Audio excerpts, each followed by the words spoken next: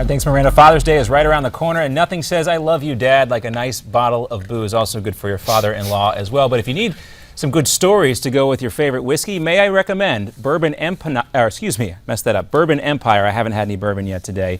The Past and Future of America's Whiskey. It gives us a historical perspective on America's most iconic spirit, including how whiskey has influenced America's political, economic, and cultural destiny. Reid Mitenbuler, it's great to have you with us. Hey, thanks for having me on. All right, so what makes bourbon America's most quote-unquote iconic spirit and not rye whiskey? Because wasn't that the whiskey of our founding fathers? Yeah, rye whiskey was the style of whiskey made by George Washington.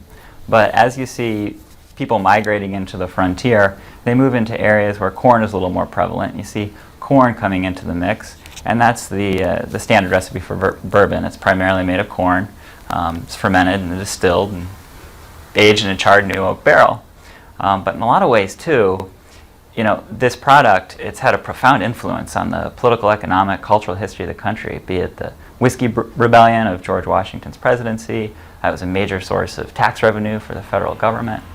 And also as the nation has evolved, you see, you know, as we shifted from an agrarian to an industrial economy, you kind of see the methods of manufacture of bourbon change too. So it reflects America in so many ways. Well, how did it go from being kind of that spirit of necessity based on the materials like corn being available to being that kind of spirit that's in the middle of all these historical events? Right. Well, you know, as I said, it was consumed at a much greater level by a lot of Americans, especially in the 19th century, than it is today.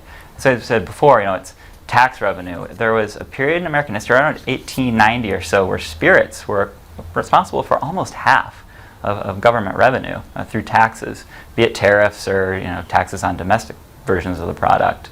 You had a lot of scandals linked to that, the whiskey ring scandal of the Grant administration.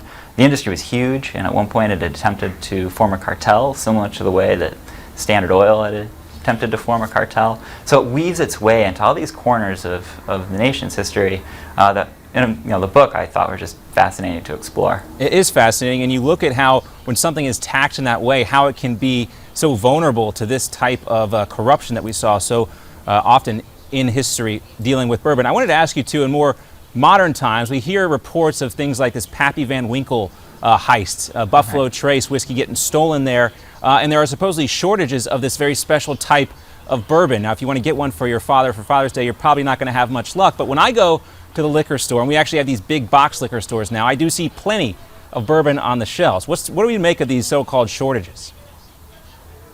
Right. Well, the shortages, you know, it's funny when you hear people talk about them, it kind of comes along with this impression that you'll walk into the liquor store and you'll just meet this barren wasteland. There'll be tumbleweeds, you know, floating through the aisles, and that's not the case. What they're talking about is very limited shortages for these brands like Pappy Van Winkle that, you know, they take a long time to make, 15, 20 years.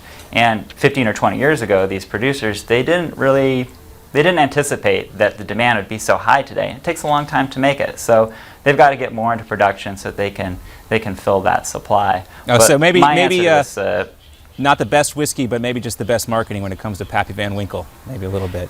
Yeah, and there's a lot of marketing. It's a good product, but a lot of it is hype. All right, thanks a lot, Reid Mitenbuler. The book is called Bourbon Empire: The Past and Future of America's Whiskey. You can get it right now on Amazon.com and at your local bookstore. Reid, thanks so much for being with us. Thanks for having me. Our pleasure. Give me a bottle of bourbon for Dad for Father's Day this year.